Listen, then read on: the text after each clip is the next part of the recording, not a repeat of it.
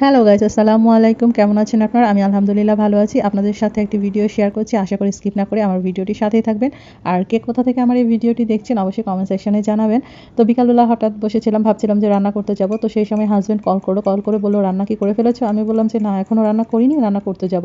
সে বলল যে, "এখনো রান্না করোনি যেহেতু তাহলে রান্না করো না, আমি বাসায় আসি তারপর রান্না করো।" আমি ভাবলাম কি ব্যাপার, এই কথা বললো হঠাৎ। তারপর দেখি কতগুলো সাজনা ডাঁটা নিয়ে হাজির, বললো এগুলো আজকেই রান্না করো, মাত্রই গাছ থেকে পারছে। পরে আমি বললাম যে আচ্ছা ঠিক আছে, তো কি আর করা, যেহেতু হাজব্যান্ড খেতে চাইছে তো সাথে সাথে আমি দেরি না করে এগুলো ক্লিন করে রান্না শুরু করে দিলাম। দুবাইতে একটা জিনিস কি, যে ফ্রেশ শাকসবজির কোনো অভাব হয় না। আমরা টাটকা ফ্রেশ শাকসবজি বাংলাদেশের মতো এখানেও খেতে পারি। তার জন্য কিন্তু আমাদের কোনো সুপার শপ বা গ্রোসারিতে যেতে হয় না। আমাদের এদিকেই ছোট ছোট সাইকেলে করে লোকেরা এরকম ফ্রেশ শাকসবজি নিয়ে আসে। আর দেখতেই কিন্তু আপনারা পাচ্ছেন যে কতটুকু ফ্রেশ থাকে। আর এগুলো কিন্তু খেতেও অনেক মজার হয়ে থাকে। তো প্রায় সময় সে এগুলো নিয়ে আসে। আর এইগুলো ক্লিন করে রান্না বেশ সময় সাপেক্ষ, আর ওরকম সময় আমার কাছে থাকে না, যার জন্য ও সবসময় নিয়ে আসতে চায়। আমি মানা করি, বলি যখন আমার অফ ডে থাকে তখন তুমি নিয়ে আসবে, আমার কোনো সমস্যা নেই, কিন্তু যেদিন আমার ডিউটি থাকে ওই দিন তুমি এগুলো নিয়ে আসো না, আমার জন্য খুব প্যারা হয়ে যায়। এই জন্যই যখন আমি বাসায় থাকি, আমার অফ ডে থাকে, সে একটা না একটা কিছু নিয়ে আসবে। তো কি আর করা, তখন আর কিছু বলি না। যেহেতু শাকসবজিগুলো একদম ফ্রেশ ছিল তাই ভাবলাম যে রান্না শেষ করে এগুলো বেছে রেখে দেবো, তারপর কালকে রান্না করব। এই জন্য আর দেরি না করে রান্নাটা শেষ করে তারপর বাঁচবো। আর বাকি কিছু বাজার নিয়ে এসেছিলো গ্রোসারি থেকে, সেগুলোকে আমি গুছিয়ে রাখছিলাম। এখানে বেশি কিছু ছিল না, পেঁয়াজ, রসুন, মিল্ক পাউডার, গাজর, শসা, এগুলো আর লবণ, এগুলো নিয়ে এসেছিলো। এই তো দেখতে পাচ্ছেন আজকে টুকিটাকি বাজার, সবগুলো বাজার গুছিয়ে নিলাম। এবার রান্নায় চলে গেলাম। চলুন দেখি আজকে কি রান্না করছি।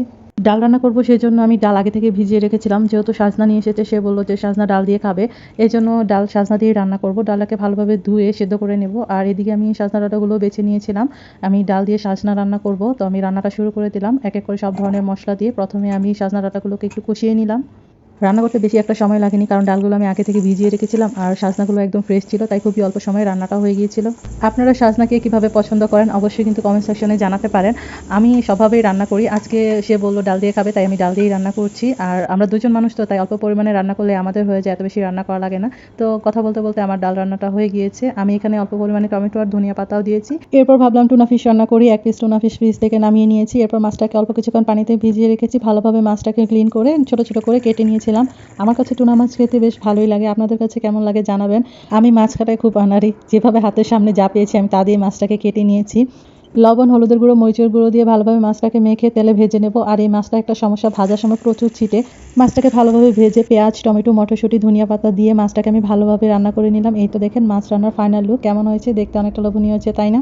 এইভাবে রান্না করে খেতেও কিন্তু অনেক মজা লাগে। তো আমার রান্নাবান্না শেষ হয়ে গেল। আজকে ছোট্ট ভিডিওটি আপনাদের কাছে কেমন লেগেছে অবশ্যই কমেন্ট সেকশনে জানাবেন। রান্না শেষ করে হাতে বেশ কিছুক্ষণ সময় ছিল, আমি শাকগুলোকে বেছে নিয়েছিলাম। শাকগুলো যেহেতু ফ্রেশ ছিল এই জন্য আমি টাটকা টাটকা শাকগুলোকে বেছে নিয়েছিলাম, এতে কিন্তু বাঁচতে অনেক সুবিধা হয়ে থাকে।